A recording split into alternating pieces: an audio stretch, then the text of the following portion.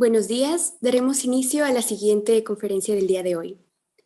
Today's speaker, Dr. Mahaveer Swaroop Bhojani, is a PhD graduate from the Indian Institute of Science, Bangalore, India, where he focused his research on asymmetrical cell division in human malignancy. For his postdoctoral studies, he joined Max Delbrück Center for Molecular Medicine in Berlin, Germany, as a Max Delbrück Fellow. He later joined the University of Michigan for his second postdoc in the Department of Radiation Oncology and continued his scientific journey as a faculty in the same department. He has authored more than 30 peer-reviewed articles, 9 book chapters, and several invited reviews and guest lectures. He's here today to share an energetic and refreshing perspective of cancer and food. Is there a link? Today, our speaker is going to enrich our understanding on how food affects cancer initiation, propagation, and therapy. Please, if you have any questions, feel free to add them in the chat in YouTube and will be answered at the end of the talk. Please join me in welcoming our speaker, Dr. Bhojani. Thank you, Elisa. Let me get to the screen.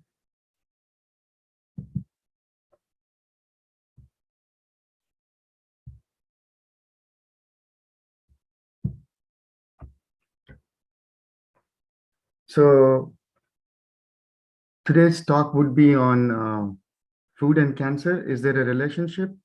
But this would be the last part of my talk, and predominant part of the talk I would focus on is on what is the current status of health worldwide, and why are we there, and what our food should be, what we eat, and finally we'll go between the relationship between food and cancer. If there is time, I would also touch upon the Warburg's phenomenon, which was proposed by Otto Warburg in 1930s and 40s, and he won a Nobel Prize for it. And this was a relationship between the metabolism and cancer, and what's the difference. So before I go any further, I should a disclaimer that anything that I say today here should not be taken as any kind of a professional medical advice. And please consult your physician for any kind of nutrition related or dietetics related advice that you may need. Please do not take my whatever I propose here. And then a disclosure that I do own 2 companies, Back to Roots and Hatke Inc. And so everything that I say, please take it with a pinch of salt. Now, the parts of this talk, there are 4 parts to this talk: the health check of the world, the machines, and the machines are the human machines. What are the ideal fuels and additives for these machines? And finally, we'll shed some light on the link between food and cancer. Health check of the world. The father of modern medicine had said it very beautifully, that let food be thy medicine, and then thy medicine your food. And another German philosopher, Ludwig Feuerbach, he said something very interesting, and I really love that part, saying that a man is what he or she eats. Now, to go deeper into this statement, man is what he or she eats, is to look at that when we are born and when we grow to an adult, the whole process of growing depends on our eating. If we don't eat, then we don't grow into an adult, or we don't form into a proper adult. So everything that we eat, we should very carefully put in our plate, because it becomes a part of us. From an external world, we are taking things that will help us grow and become part of us. So one has to be extremely careful as to what one puts in one's mouth for the growth, overall growth. This is another quote that I really, really love, and that we do not appreciate health until sickness comes. So as a human being, we are not proactive, but we are reactive.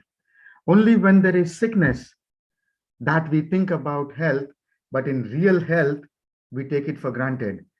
So next few slides would be in those terms. Let's take a health check of the modern world. And the data that I present here predominantly comes from CDC, the Center for Disease Control at the United States. But the similar trends are seen worldwide.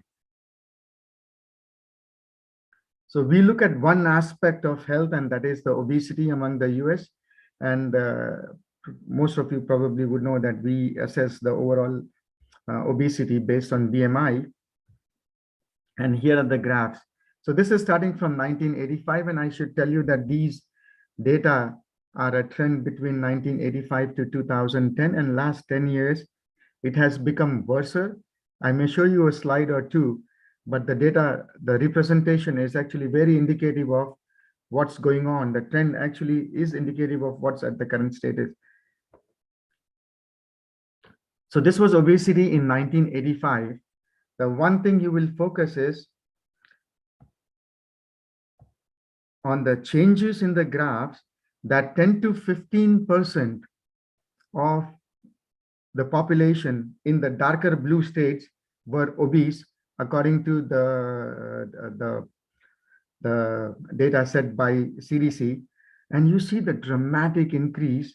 1991, then there is another group from where the obesity, certain states like Michigan had an obesity range from 15 to 19%, 91, 92, 93, 94, 95, 96, 97 had a newer group of population where the obesity percentage was close to around 20%. You go on, 99, 2000, see the rapidity with which the increase in obesity has been occurring in these states.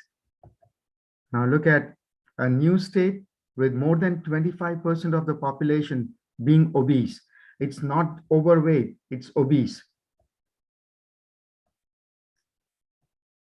2004, 2005, now a new group emerges in 2005 where the overall obesity among the population is more than 30%.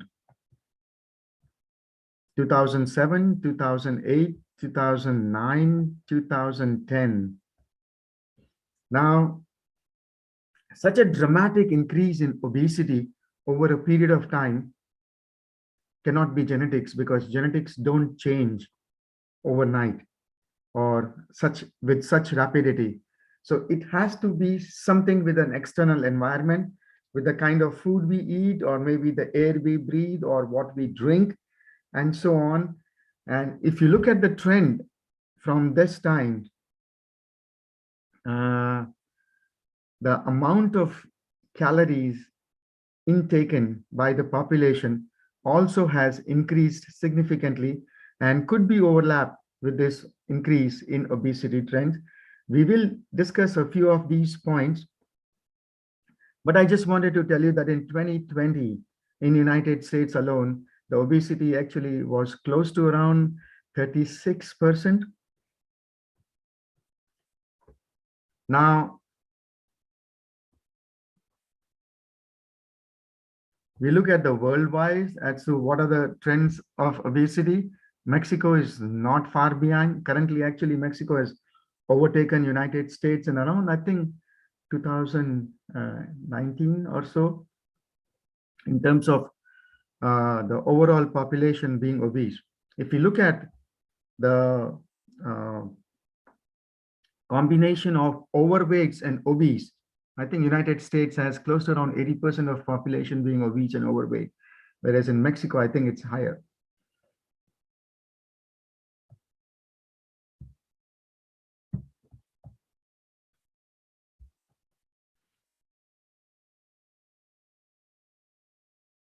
So this is overweight and obese together, and this was just obese. Now, what does obesity do? Obesity increases your risk for a variety of different diseases. Type 2 diabetes is one of the common thing, and then we'll just shed light on type 2 diabetes even more. but then dysregulation of lipid, increased risk for cancer, heart disease, reproductive disorders, liver diseases, and various different cardiovascular conditions, including mood disorders too. So we will look at diabetes and how diabetes is such rapidly increasing around the world. This is the distribution of diabetics in 2010. And USA had close to around $23.7 million. Mexico had $10.3 million. It's again, relatively population percentage were not very different. China had one of the highest, and I think currently India, this is from 2010, and around 2017 or so, India overtook China in number of diabetics that are there in the population. So what happens when the elderly population is unhealthy or obese? It literally trickles down to the kids. And a condition like, if you look at kids in these countries, the overweight and obese kids in these countries are also higher wherever there is higher population of adult obesity. In the United States, 1 in 4 teens face diabetes, and I think the number is very similar in Mexico too. Now, what this does is that we not only see the health ill effects of such conditions, but we also see changes in nomenclature. Like type 2 diabetes, what is called as type 2 was earlier called as an adult onset of diabetes and was predominantly seen in people in 60s and 70s. But it is so frequent among kids, in teenagers like 11 to 16, 17. I've worked with this group of kids, that the name of this disease had to be changed because you cannot call a disease that is becoming increasingly prevalent in kids as an adult onset of diabetes. So the name was changed to type 2 diabetes, which I think is a fairly sad phenomenon to occur. And so is the impact on kids that the New England Journal of Medicine reported that there would be a potential decrease in life expectancy in the kids. Now, among these gloomy presentation of all the data here, is there a ray of hope? And ray of hope comes from blue zones across the world, where blue zones are the areas across the world which has the highest density of people who live more than 100 years. And on an average, if you look at those smaller population of people, they have 20 years higher than even their neighboring populations. If you were to move just like 10 to 20 miles or kilometers away, their lifespan is not so much as these people. And in the end, if we get time, we will discuss as to what these people or these groups of regions have done to really have life, to have a very high longevity. Now, before we go to the further part, let's briefly understand the machines. And I'll give you an example of our heart as a machine. We all would have looked, we know that we have a heart, but we wouldn't have looked at the amount of work that a heart does in our lifetime.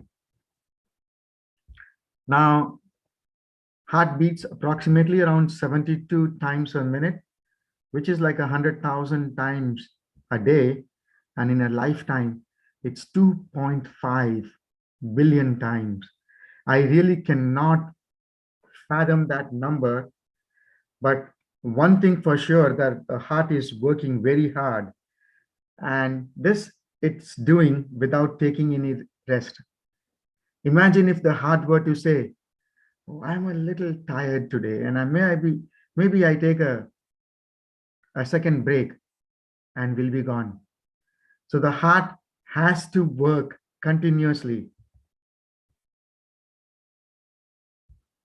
What heart does is it pumps blood, and adults have close to around 100,000 miles of blood vessels.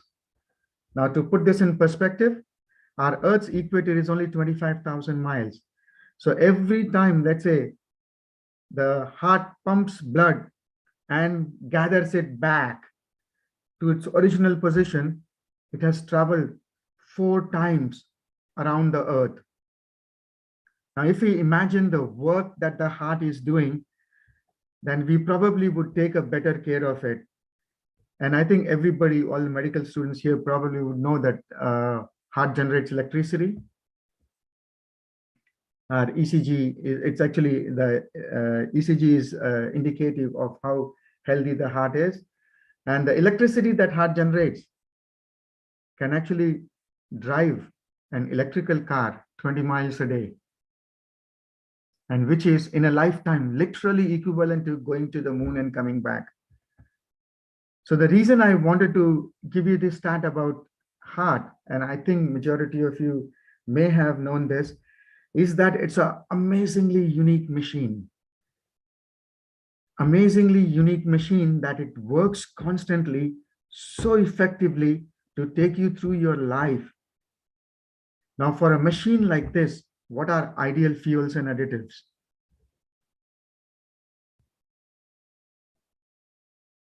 Now, to understand what ideal fuels and additives for our machine would be, we have to realize one thing, that we eat because we need energy and we need energy to grow. And predominant energy in our food comes from carbohydrates, proteins, and fats. And where do we get our food from? Or where do we get our energy from? And the maximal energy that we get, or the only source of energy we have on this planet, is the sun. So in a way, we can say that we are solar powered. I'll briefly tell you about how we heterotrophs came into being.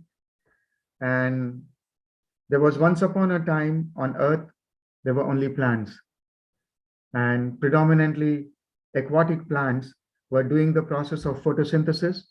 And a photosynthesis is a process where you take energy from sun, water from earth, and carbon dioxide from air, and break, remake, and rearrange bond so that 6 carbon dioxide come and align to join 6 carbon, carbon, carbon, carbon, carbon bond, and to which 6 molecules of water are added.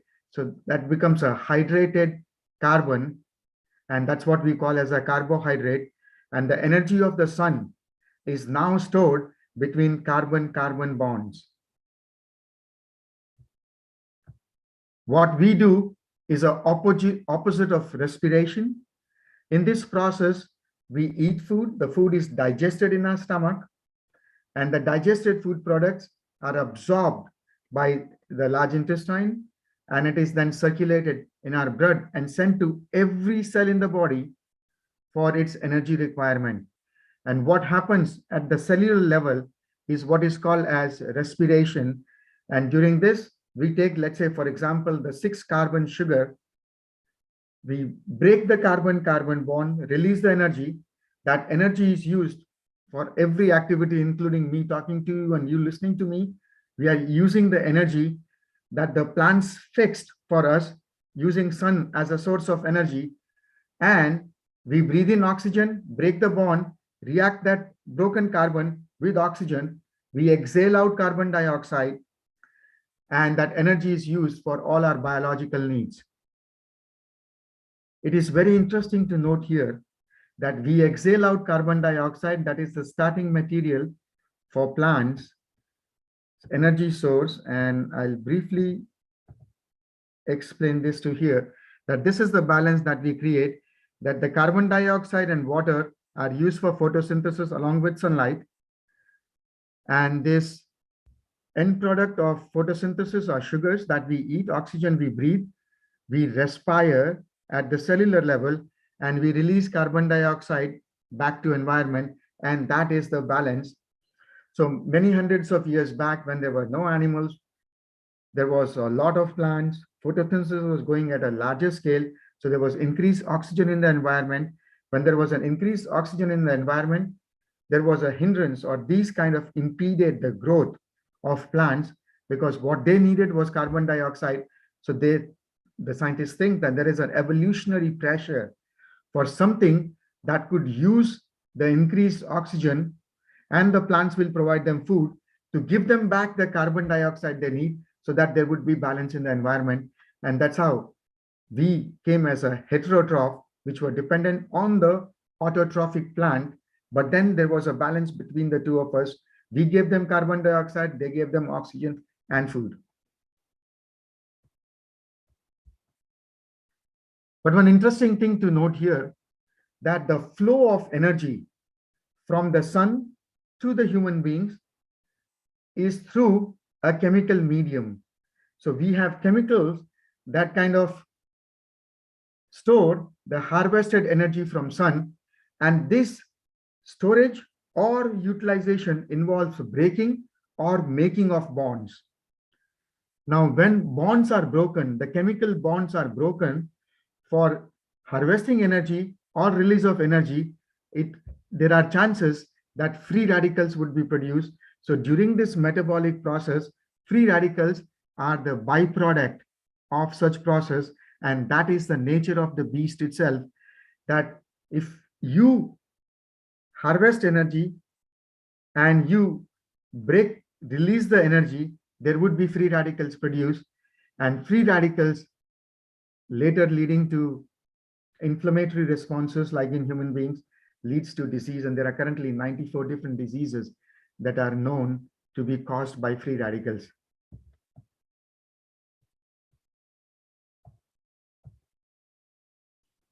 So what should be our foods?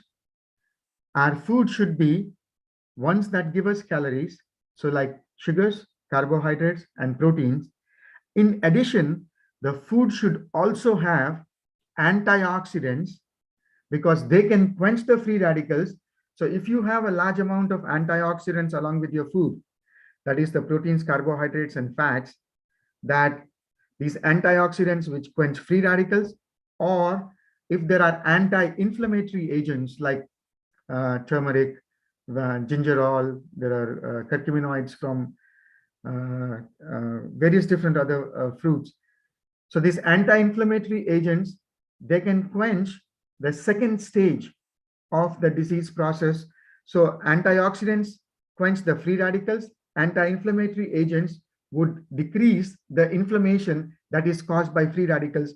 So at two stages, if you are able to control either the free radical production or the inflammation within the body, then the diseases would be significantly controlled. And that's why our food should be a lot of raw foods. Let's say around 40% of our food should be for calories, and around 60% of food should provide us the various different phytonutrients or antioxidants and anti-inflammatory agents that would help in controlling the byproduct of energy harvesting process, that is the free radicals. So that's something also you should have to look into food, as food is not just for calories, but also for controlling the free radical production that happens during the energy extraction process. But this is our food currently. And these foods, if you look at the processed foods, are predominantly rich in calories, but they don't provide the antioxidants. And that's why the trends that you see are, I just showed you many slides before. And that is because our food has predominantly shifted from antioxidant, anti-inflammatory agent, and calorie rich to predominantly only calorie rich foods. So these are our foods. Now, when a food is processed, what is the food processed for? So actually, if you look at two things, one, that it should have an increased shelf life. And then the second, that the company that is manufacturing this food should have a repeat business. So natural foods have natural antioxidants. Some of them have citric acid, they have increased. And as long as they are produced with a shell, like for example, if you take a grape has a a great protective cover. As long as it's not broken, it actually stays fairly well. But moment the natural protective layers are broken, then they are highly subjected to bacterial, fungal infections. So to increase shelf life, we have to add agents that would actually inhibit growth of bacteria and fungus. So if you look at shelf life, one of the common things that are added to products to increase the shelf life are various different chemicals, which according to the manufacturers inhibit the growth of various different microorganisms, including bacteria, fungi, and so on. And they don't have deleterious effect on human health, which could be debated. Then natural colors would not stay natural. So if you were to take strawberry or a reddish orange strawberry, would not over a period of time would become brownish. So in order to give the strawberry color to a strawberry flavor, first there has to be preservatives, then there has to be a synthetic color added to it, and finally an artificial strawberry flavor also has to be added to that food, simply because that strawberry flavor, natural flavor, would not last very long. So to increase the shelf life, we get a lot of synthetic chemicals in our foods, and which we probably should be avoiding. Now, one of the common ingredient list, if you look at this, is the ingredient for a bread on the topmost left-hand side. And a bread should be predominantly flour, salt, water, and maybe a little bit of oil. But then the amount of chemicals that are added is just to increase the shelf life and enhance the flavor profile of a product that stays on shelf for such a long period of time. And majority of these chemicals should not be in our food, but are there. And that is the impact that we see, that the global health currently is at a very precarious position. Potassium sorbate, sodium benzoate, these are preservative, potassium chloride. Now, our natural foods are also not left alone. So if you look at now, to increase the shelf life of an apple, they say an average apple on the shelf of major supermarkets is a 14-month-old apple. And so that the apple can survive such a long, there is something called as a food harvest, post-harvest technology that is applied to them. So if the food is plucked from a tree, this apple would last probably in a good refrigerated condition, maybe a month or two.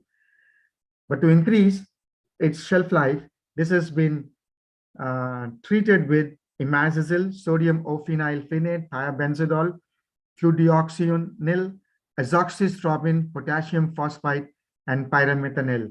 So these are various antimicrobial, fungal agents, and also some of them absorb ethylene. Ethylene is something that is used in natural chemical that the plants use for ripening of the fruits. And there are some of these chemicals which absorb ethylene, so the fruit does not get that ethylene, and when needed would be exposed to ethylene. Like most of the bananas are ripened overnight with ethylene exposure. So fruits like an orange, we don't really eat it with the peel on. So it may be really okay, but fruit like pear, we eat with the skin on. And when such a kind of fruit, if we eat, these chemicals are very bitter and they have a very weird and pathetic taste. So I'm dead sure that if you were to eat one of the pear like this, coated with these chemicals, then you would not eat a second pear from the same company again. So in order to mask the taste of pears, what these companies do is they use food grade sucrose, which is our table sugar. They coat the fruit with table sugar along with mix and mono diglycerides. This mix and mono diglycerides is used to solubilize the sugar and coat it on the pear. So now this chemically treated pear has an amazingly sweet taste.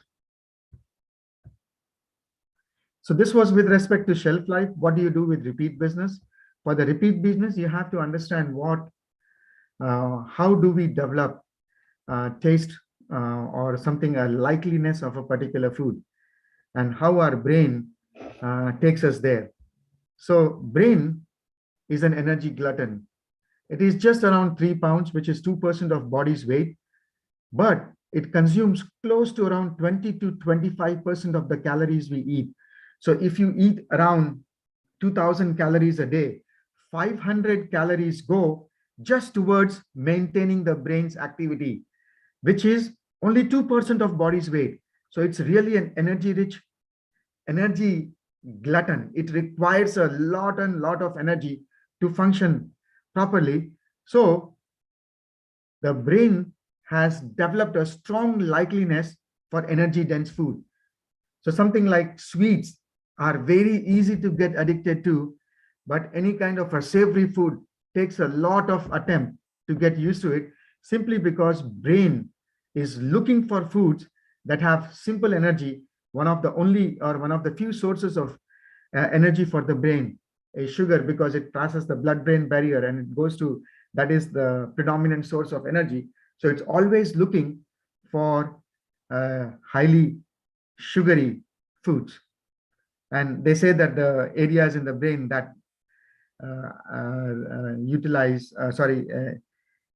areas in the brain that takes you towards more sugary food are the same areas where the addiction of cocaine too happens.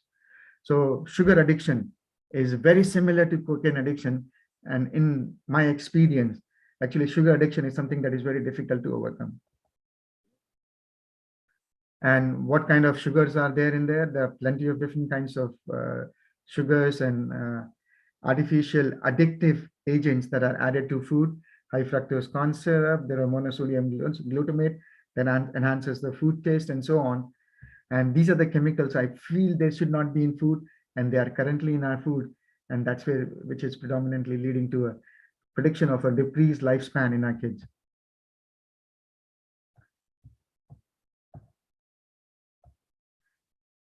Now, world global cancer rate, United States has probably one of the highest cancer rate, apart from like France, Australia, and few other European countries. And one of the least I really like is Tibet, and many of the African countries. Now, I'll give you one last example for a link between food and cancer. And if you look at how food is digested, mouth, we chew our food, and then we secrete amylase from our salivary glands, and they mix with the food, and digestion of carbohydrate begins in the mouth. So if you were to eat a piece of bread and chew it for a longer period of time, you would notice that that bread gets sweeter and sweeter. And that's because the complex carbohydrates, which are the starches, are not very sweet.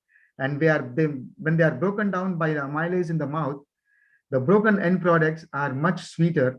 The broken end products are the oligosaccharides and the monosaccharides like glucose and the fructose. When the food goes from the mouth through the esophagus and it's dropped into the stomach, in the stomach, the environment is extremely acidic. It serves many different purposes. If the food is contaminated with bacteria and viruses, they would be inhibited in their growth or probably killed or inactivated. The second thing is the digestion of food begins in the stomach, and the acid is used, digestion of proteins begin in the stomach, and the acid is used to really unfold the proteins that the enzymes can work on. And digestion of proteins begins in the stomach, and it's in an acidic environment. Now imagine that if your food is coated with, it's deep fried, and deep frying is a process of coating the food, making it crisper, and coating with the oil, with every single pore is open up with the heat, and it's coated with oil. So when you eat that kind of a food, your mouth mixes that food with saliva, but is unable to digest because the enzymes that are there, the amylases, and even in the enzymes in the stomach, are actually water soluble enzymes. They are not fat soluble. So they cannot penetrate fat to really digest any kind of carbohydrates in the mouth, which are coated with fat. So digestion in mouth does not really happen. Same thing with the stomach. Since the food is highly coated with oil, then the digestion of proteins does not happen because they are again require a water soluble environment. The pepsin and the other proteases, which are the part of stomach's gastric juice, they cannot penetrate the fat to digest. So what happens with when you eat fatty foods or highly deeply fried food? If you eat slightly excess, you would see an acid reflux. The reason acid reflux happens is because this food is not getting digested. When the food is not getting digested, the stomach actually sends a signal to brain that I have food I cannot digest. Then the brain sends a signal back to stomach, secrete more acid and secrete more enzyme. It doesn't know that the food is fatty and deep fried. What our human body or the brain knows is when probably you have eaten more. So that's why there is not able to digest. So secrete more acid, more enzyme. And that's why if you eat slightly more fried food, you would see an increase in an acid reflux. This could be curbed if the splinter, which is at the end of the stomach, opens up. And that only opens when it senses digestive end products, that the stomach has done its job, it has digested food, and then the splinter opens to take the food, that door there opens to take the food into the beginning of small intestine. And that's where the digestion of fats begin. Apart from also digestion of carbohydrates and proteins in the beginning of small intestine. So eating fried foods, we do two things. One, we increase our susceptibility to acid refluxes. And second, we make two of our very important organs in digestion, the mouth and the stomach, redundant. They cannot efficiently digest carbohydrates in the mouth and proteins in the stomach. And the food effectively only starts to get digested in the small intestine, the beginning of small intestine. So what is an outcome of this? Since we have started increasing, I have tried to follow the rate of increase in esophageal cancers. And there are two kinds of esophageal cancers. And one is an adenocarcinoma. And the other one is a squamous cell carcinoma. So the squamous cell carcinoma, if you look at on the left-hand side, really happens somewhere in the middle of food pipe. Whereas adenocarcinoma happens at the end of food pipe where the pipe meets the stomach. Now, why squamous cell carcinomas have essentially remained flat over the last 40 years. But if you look at adenocarcinoma, there is a dramatic increase. Some say up to 500% increase in the adenocarcinoma, and that is because when increased stomach acid, the fumes of acid actually they go and bombard at the pyloric splinter, the joint between the end of esophagus and the beginning of stomach. At that junction, the acid fumes try to escape, and then because of increased exposure to acid, this area first converts into Barrett's esophagus and then leads to esophageal cancer. So a simple selection of food, decreasing the amount of fried food we eat, could significantly influence the generation of Barrett's esophagus and esophageal adenocarcinoma of the esophagus, which is really at the end of esophagus. Now, this is just one of the links between cancer and food.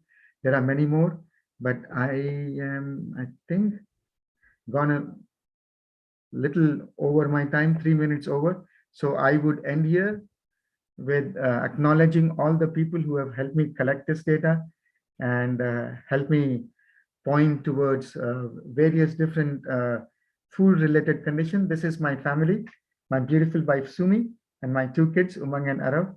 Elisa here, I think she has met my family.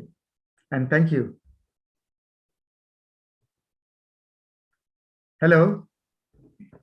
Thank you so much for your participation, Dr. Bhojani. We'll now go to answer some questions in YouTube. If you have any questions, feel free to add them into the chat in YouTube. So now we'll proceed to read the first question is, do you believe it is possible in modern society to return to a fresh process-free diet, or is it the next step to look for processing methods that avoid the use of harmful chemicals? Elisa, I'm actually not able to hear you very well. So if there is a possibility of sending this with or if you can, I can call you on WhatsApp, and if you repeat the question. Sure, I've already sent it to you. Oh, do you believe it's possible in the modern society to return to fresh process? Oh, it went away. Just one moment. How do I go back to the question?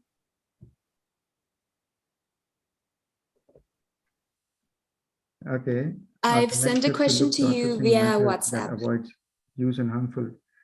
So this is actually a very interesting question. It's like for life in major cities, it is fairly difficult to have a food that is processing free. The food industries have become a very integral part of our living, but there are a lot of steps now being taken to move towards. First, the way we produce our fruits and vegetables. So going more towards organic foods, which has very less, and some of the natural, like some oil sprays, and like neem oil is one of the commonly used in organic production of some of the fruits and vegetables. So moving away from chemicals in production of our fresh fruits is one way. And second thing, now there is a lot of awareness about what these chemicals are doing to our body with such a dramatic increase in obesity. So there are a lot of newer technologies that have come up. And one of them is the high pressure pasteurization for liquid foods. Though they have a decreased shelf life, the food has to be stored at refrigerated conditions, but then there are no chemicals or high temperatures being used to keep them sterile and increase the shelf life.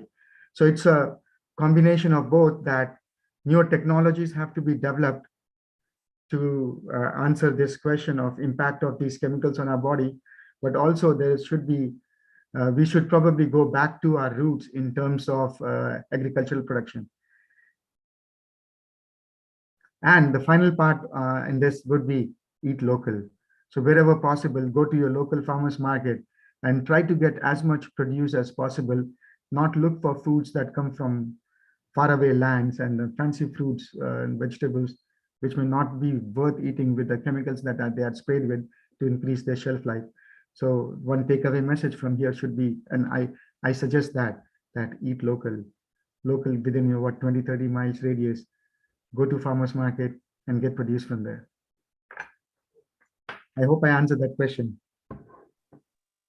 Thank you so much. I'll ask the next question. Is if you're 20 years eating processed food and then you change your habits, can you reduce the risk of cancer?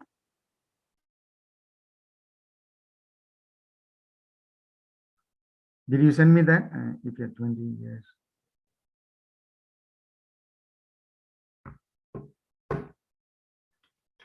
So I work with a lot of cancer patients, and that was in terms of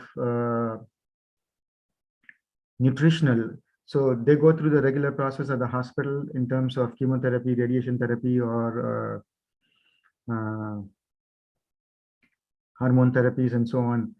And the person who taught me the importance of food as one of the intervention modalities was Max Heyrich.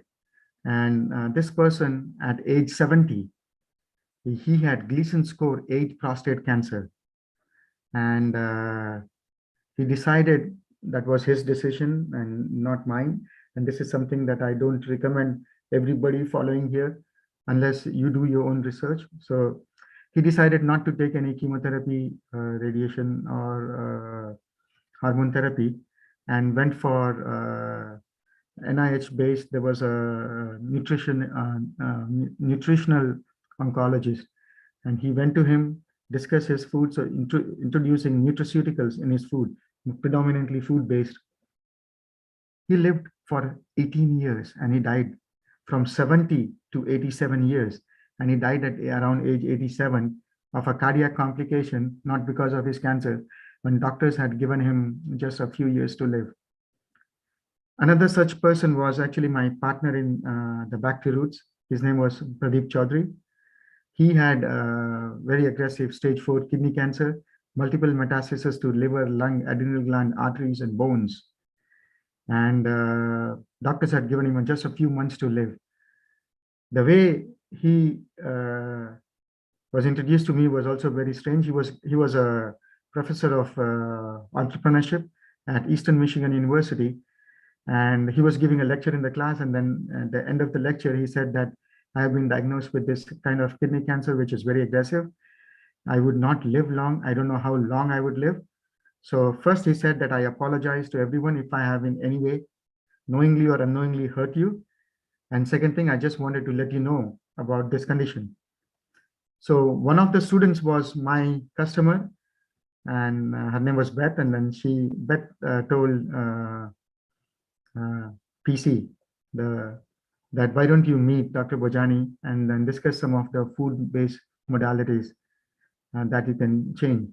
And he immediately called me, and then we discussed together. We changed his food from the next day. He lived for nearly 4 years. And during that time, we started the restaurant Back to Roots. But after 2 or 3 years, the human brain works in a unique way. Like in case of Max Heyrich, he was aware that he has not cured his cancer. With food, he has learned to live with his cancer. See, cancers require a high amount of energy. And glucose is one of the common causes. So if you look at, right, there is a very clinically relevant imaging technology called positron emission tomography, PET. Now, PET uses what is known as FDG, fluorodeoxyglucose, and it's a glucose moiety where one of the hydroxyl group is removed, and you add F18 as a radioactive tracer, so that when the patient is given this glucose, then the body would recognize it as glucose. It will accumulate in the areas of the body, in the target areas, and it predominantly accumulates in a metabolically active cancer. So when you scan that person now, after giving this radioactive glucose, wherever this radioactive glucose has localized in the bodies, doctors sit together and look at whether it could be a potentially cancer site. So if you look at what we are trying to do is we are exploiting very high liking of cancer cells for glucose. Why do cancer cells like glucose? Where they require high amount of energy. And according to Otto Warburg, cancer cells do not metabolize glucose through the complete pathway of glycolysis and Krebs cycle. Krebs cycles happens in the mitochondria and glycolysis happens in the cytoplasm. Cancer cells actually get rid of the mitochondrial partly because of low oxygen pressure in those areas, because they grow very rapidly.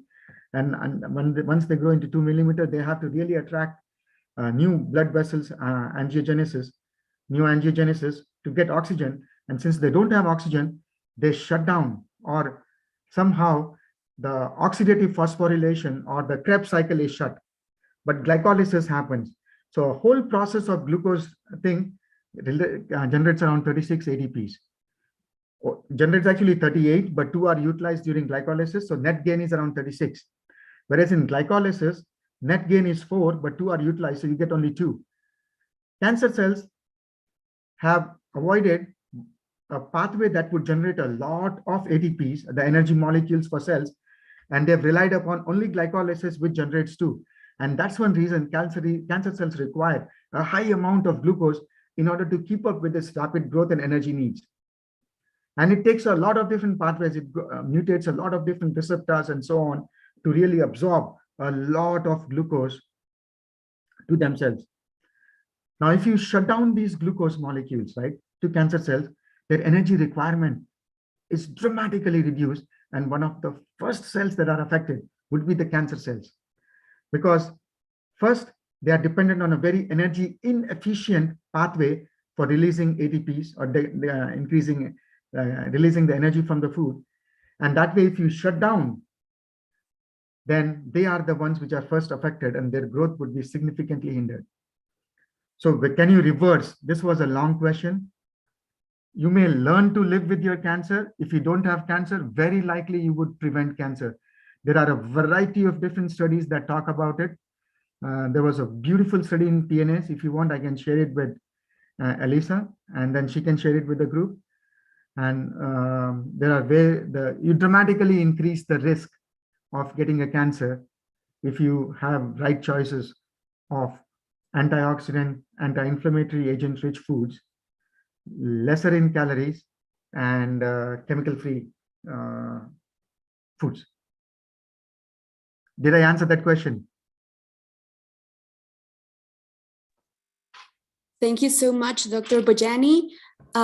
With this, we're out of time right now, so that would be the last question.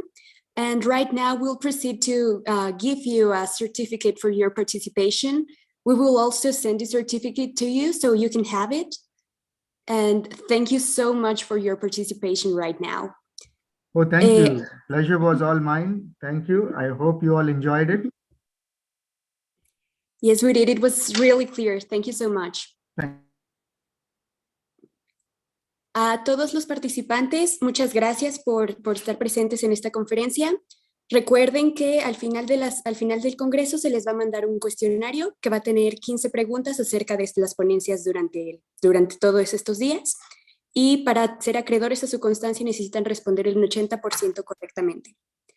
Muchas gracias y los invitamos a las 10 de la mañana a la próxima ponencia. Gracias por su presencia.